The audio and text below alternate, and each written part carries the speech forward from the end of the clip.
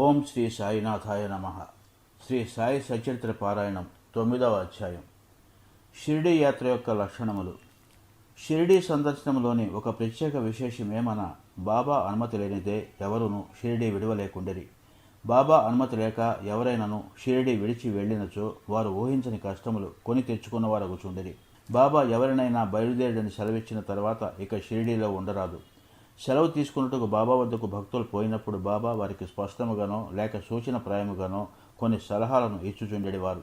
బాబా ఆదేశానుసారం నడిచి తీరవలను. వ్యతిరేకముగా పోయినచో ప్రమాదములేవో తప్పక వచ్చుచుండెడివి. ఈ దిగువ అట్టి ఉదాహరణలు కొన్ని ఇచ్చుచున్నాను. తాత్యా కోతే పాటిల్ ఒకనాడు టాంగాలో కోపర్గాంలో జరుగుతున్న సంతకు బయలుదేరిను. హడావుడిగా మసీదుకు వచ్చి బాబాకు నమస్కరించి కోపన్గావ్ సంతకు పోవచుంటినని చెప్పాను.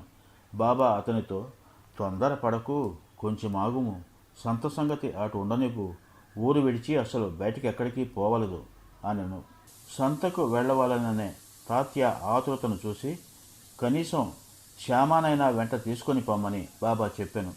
బాబా మాటలను లెక్క చేయక తాత్య హుటాహుటిన టాంగానెక్కి కోపర్గాం బయలుదేరిను.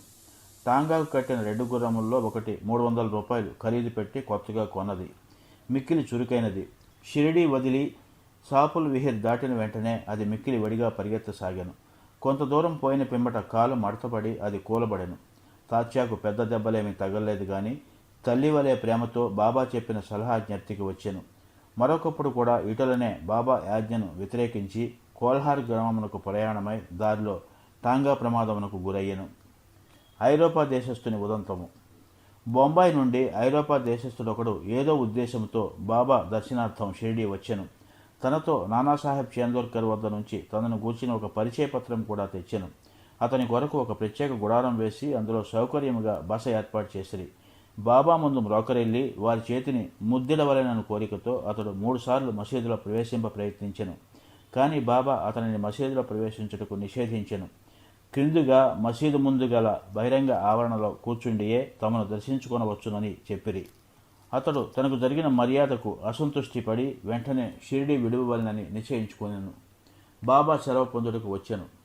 తొందరపడక మరుసటి దినం పొమ్మని బాబా చెప్పాను. తక్కినవారు కూడా బాబా ఆదేశమును పాటించమని సలహా ఇచ్చిరి. ఆ సలహాలను ఖాతరు చేయకుండా అతడు టాంగానెక్కి షిరిడీ నుండి బయలుదేరిను. మొదట గుర్రములు బాగానే పరిగెత్తినవి. సాహుల్ విహిర్ దాటిన కొద్దిసేపట్లో ఒక సైకిలు అతని టాంగా ఎదురుగా వచ్చెను. దానిని చూసి గుర్రములు బెదిరినవి. టాంగా తలకిందులయ్యను.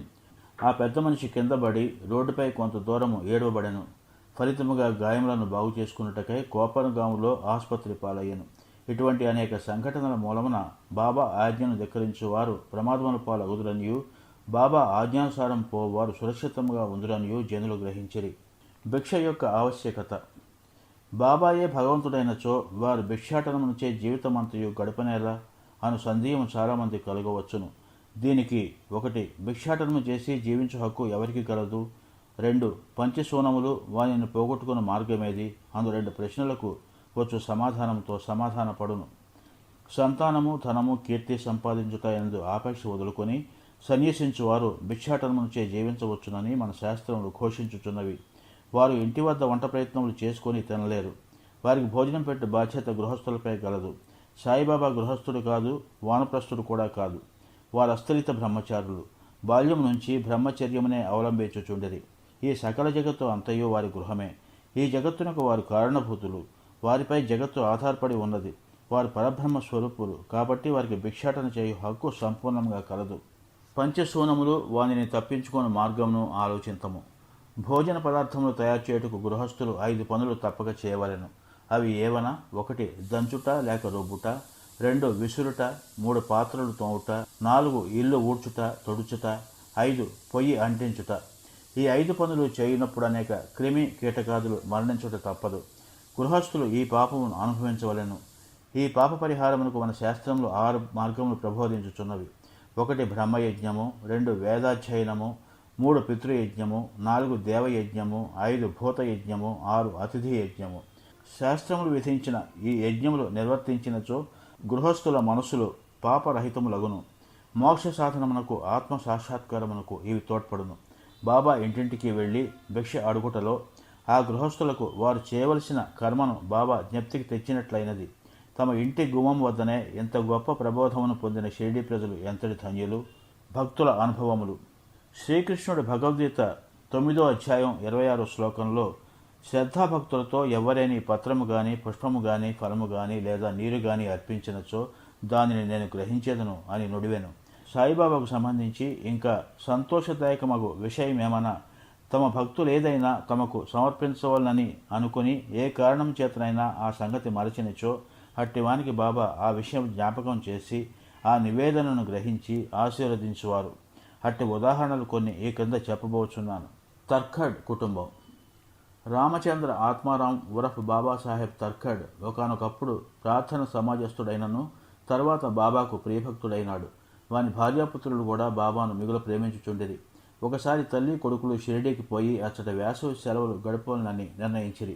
షిరిడీ పోవట సంతోషదాయకమైనను కొడుకు మాత్రం దానికి మనస్ఫూర్తిగా ఇష్టపడలేదు. కారణమేమన్నా తన తండ్రి ప్రార్థన సమాజమునకు చెందినవాడొకటిచే ఇంటి వద్ద బాబా యొక్క పూజ సరిగా చేయకపోవచ్చునని సంశయించెను. కానీ బాబా పూజను తాను నియమానుసారం సక్రమంగా చేసేదనని తండ్రి వాగ్దానం చేయుటచే బయలుదేరిను. శుక్రవారం రాత్రి తల్లి కొడుకు బయలుదేరి షిరిడీకి వచ్చిరి. ఆ మరుసటి దినము శనివారం నాడు తండ్రియగు తర్ఖడ్ పెందలకడనే నిద్రలేచి స్నానము చేసి పూజను ప్రారంభించుటకు ముందుగా బాబా పటమునకు సాష్టాంగ నమస్కారం చేసి ఏదో లాంఛనము వలె కాకుండా తన కుమారుడు చేయనట్లు పూజను శ్రద్ధగా తనచే చేయింపవలసిందని ప్రార్థించెను. ఆనాటి పూజను సమాప్తి చేసి నైవేద్యముగా కలకండను అర్పించెను. భోజన సమయమందు దానిని పంచిపెట్టెను. ఆనాడు సాయంత్రము ఆ మరుసటి దినము అనగా ఆదివారం నాడు పూజ అంతయు సవ్యముగా జరిగెను. సోమవారం కూడా చక్కగా గడిచెను. ఆత్మారాముడు ఎప్పుడూ ఇట్లు పూజ చేసి ఉండలేదు. పూజ అంతయు కొడుకునకు వాగ్దానం చేసినట్లు సరిగా జరుగుతున్నందుకు సంతోషించెను. మంగళవారం నాడు పూజను ఎప్పటి వలె సలిపి కచేరీకి పోయాను. మధ్యాహ్నం ఇంటికి వచ్చి భోజనంను కూర్చున్నప్పుడు అక్కడ ప్రసాదం లేకుండా గమనించెను. నౌకర్ను అడగగా ఆనాడు నైవేద్యమిచ్చుట మరచుటచే ప్రసాదం లేదని బదులు చెప్పాను. ఈ సంగతి వినగానే భోజనంను కూర్చున్న ఆత్మారాం వెంటనే లేచి బాబా పటమునకు సాష్టాంగ నమస్కారం చేసి బాబాను క్షమాపణ కోరెను. బాబా తనకు ఆ విషయమును జ్ఞప్తికి తేనందుకు నిందించెను. ఈ సంగతులన్నింటినీ షిరిడీలో ఉన్న తన కొడుకునకు వ్రాసి బాబాను క్షమాపణ వేడుకొనెను. ఇది బాంద్రాలో మంగళవారం మధ్యాహ్నం సుమారు 12 గంటలకు జరిగెను. అదే సమయమందు షిరిడీలో మధ్యాహ్న హారతి ప్రారంభించుటకు ముందు ఆత్మారాముని భార్యతో బాబా ఇట్లనెను. తల్లి, ఏమైనా తినవలెనను ఉద్దేశంతో బాంద్రాలో మీ ఇంటికి పోయినాను. తలుపు తాళం వేసి ఉండెను. ఎలాగుననో లోపల ప్రవేశించి తిని, కానీ అక్కడ తినుటకేమీ లేకపోవడచే తిరిగి వచ్చి తిని అనెను. బాబా మాటలు ఆమెకేమీ బోధపడలేదు. కానీ పక్కనే ఉన్న కుమారుడు మాత్రం ఇంటి వద్ద పూజలో ఏమీ లోటుపాట్లు జరిగినవని గ్రహించి ఇంటికి పోవటకు సెలవిమ్మని బాబాను వేడెను. అందులకు బాబా పూజను అక్కడే చేయమని, ఇంటికి పోనవసరం లేదని చెప్పాను. వెంటనే కొడుకు షిరిడీలో జరిగిన విషయమంతయో వివరముగా తండ్రికి ఉత్తరము రాసి బాబా పూజను అశ్రద్ధ చేయవద్దని వేడుకొనెను. ఈ 2 ఉత్తరములు ఒకటికొకటి మార్గమధ్యమున తటస్థపడి తమ తమ గమ్యస్థానములకు చేరెను. ఇది ఆశ్చర్యము కదా. ఆత్మారాముని భార్య. ఇక ఆత్మారాముని భార్య విషయం. ఒకసారి ఆమె 3 పదార్థములను బాబాకు నైవేద్యం పెట్టుటకు సంకల్పించుకున్నాను. అవి 1 వంకాయ పెరుగు పచ్చటి, 2 వంకాయ వేపుడు కూర, 3 పేడ. బాబా వీనిని ఎట్లు గ్రహించినో చూసేదము. బాంద్రా నివాసియగు రఘువీర భాస్కర పురందరే బాబాకు మిక్కిలి భక్తుడు. అతడు ఒకనాడు భార్యతో షిరిడీ బయలుదేర్చుండెను. ఆత్మారాముని భార్య పెద్ద వంకాయలు 2 మిగులు ప్రేమతో తెచ్చి పురంధరుని భార్య చేతికిచ్చి 1 వంకాయతో పెరుగు పచ్చడిని 2వ దానితో వేపుడును చేసి బాబాకు వడ్డించమని వేడెను. షిరిడీకి చేరిన వెంటనే పురంధరుని భార్య వంకాయ పెరుగు పచ్చడి మాత్రమే చేసి బాబా భోజనమును కూర్చున్నప్పుడు తీసుకుని వెళ్ళెను. బాబాకు ఆ పచ్చడి చాలా రుచిగా ఉండెను. కాన దానిని అందరికీ పంచిపెట్టెను. వెంటనే తనకు వంకాయ వేపుడు కూడా అప్పుడే కావాలని బాబా అడిగాను. ఈ సంగతి భక్తులు రాధాకృష్ణమాయికి తెలియపరిచిరి. అది వంకాయల కాలం కాదు గనుక ఆమెకేమీ తోచకుండెను. వంకాయలు ఎట్లు సంపాదించుట అనున్నది ఆమెకు సమస్య అయ్యను. వంకాయ పచ్చడి తెచ్చినది ఎవరని కనుగొనగా పురంధరుని భార్య అని తెలియటచే వంకాయ వేపుడు కూడా ఆమెయే చేసి పెట్టవలనని ఆమె కౌరంపిరి. అప్పుడందరికీ వంకాయ వేపుడును బాబా ఎందులో కోరిలో తెలిసినది. బాబా సర్వజ్ఞతకు అందరూ ఆశ్చర్యపడిరి. 1915 డిసెంబర్లో గోవింద బలరాం మాన్కర్ అన్నవాడు షిరిడీకి పోయి తన తండ్రికి ఉత్తర క్రియలు చేయవలనని అనుకునేను. ప్రయాణమునకు పూర్వము ఆత్మారాముని వద్దకు వచ్చాను. ఆత్మారాముని భార్య బాబా కొరకు ఏమైనా పంపవాలను అనుకుని ఇల్లంతయు వెతికాను. కానీ 1 పేడ తప్ప ఏమీ కనిపించలేదు.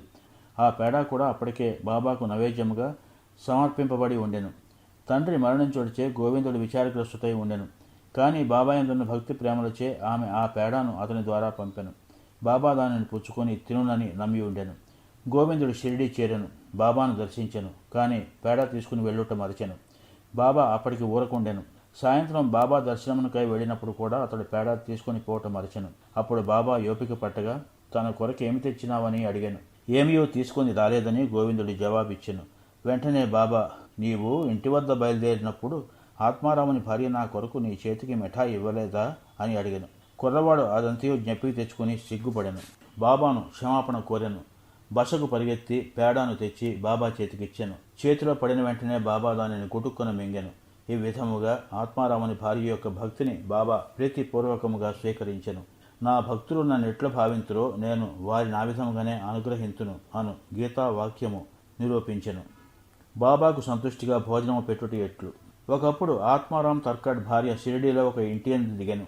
మధ్యాహ్న భోజనం తయారయ్యను. అందరికీ వడ్డించిరి. ఆకలితో ఉన్న కుక్క ఒకటి వచ్చి మురుగుట ప్రారంభించెను. వెంటనే తర్కడ్ భార్య లేచి ఒక రొట్టె ముక్కను విసిరెను. ఆ కుక్క ఎంతో మక్కువగా ఆ రొట్టె ముక్కను తినెను. ఆనాడు సాయంకాలము ఆమె మసీదునకు పోగా బాబా ఆమెతో ఇట్లనెను, తల్లి, నాకు కడుపు నిండా గొంతు వరకు భోజనం పెట్టినావు. నా జీవశక్తులు సంతృష్టి చెందినవి. ఎల్లప్పుడూ ఇట్లునే చేయుము. ఇది నీకు సద్గతి కలుగు చేయును. ఈ మసీదులో కూర్చుండి నేనెప్పుడు అసత్యమాడను. నా యందిట్లే దయ ఉంచుము.